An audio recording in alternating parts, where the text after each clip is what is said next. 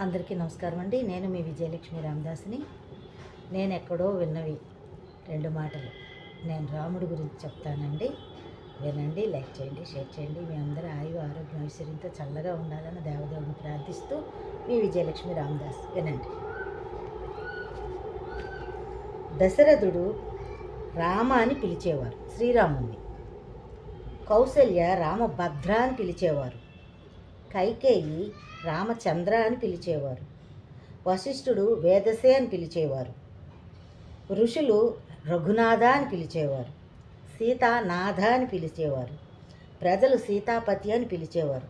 ఈ పేర్ల ద్వారా ఏర్పడిన ఈ పవిత్ర శ్లోకం ఈ విధంగా మారింది. ఎట్లా? రామాయ రామభద్రాయ రామచంద్రాయ వేదసే రఘునాథాయ నాథాయ సీతాయాం పతయే నమః. ఇది రామచంద్రుని శ్లోకమైందండి.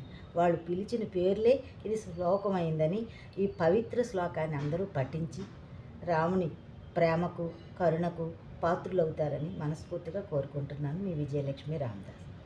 అలాగే ఇంకో చిన్నది ఉందండి. ఇది చిలిపి ప్రశ్న, కొంటె ప్రశ్న అనుకోండి, జోక్ అనుకోండి, లేదా సరదాగా పూర్వం జరిగినవని అనుకోండి, ఏదైనా పర్వాలేదు. ఇది కూడా వినండి. 1975లో పెళ్లి కొడుకులు వరకట్నం కింద 500 లేదా ఒక మేకపిల్లని కానీ లేదా ఒక ఆవు పెయ్యిని కానీ అడిగేవారటండి. అదే పెళ్లి కొడుకులు 1985లో రేడియో అడిగేవారటండి. అదే 1995లో సైకిల్ అడిగేవారటండి. 2000లో మోటార్ సైకిల్ అడిగేవారటండి. 2005లో మోటార్ సైకిల్ అడిగేవారండి. 2015లో కారు అడగడం మొదలుపెట్టారండి.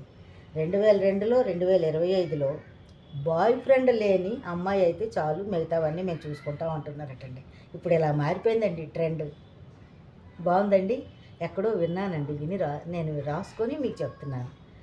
ఎలా ఉందండి అంటే ఇప్పుడు పిల్లలు ఎవరు కూడా బాయ్ ఫ్రెండ్ లేకుండా లేరు అని దీని అర్థం అండి. అంతేనా? నమస్తే. విన్నందుకు మీ అందరికీ నమస్సుమాంజలి. మీ విజయలక్ష్మి రామదాస్. మీ అందరి శ్రేయస్సే నా శ్రేయస్సు అండి. నమస్సుమాంజలి. ధన్యవాదము.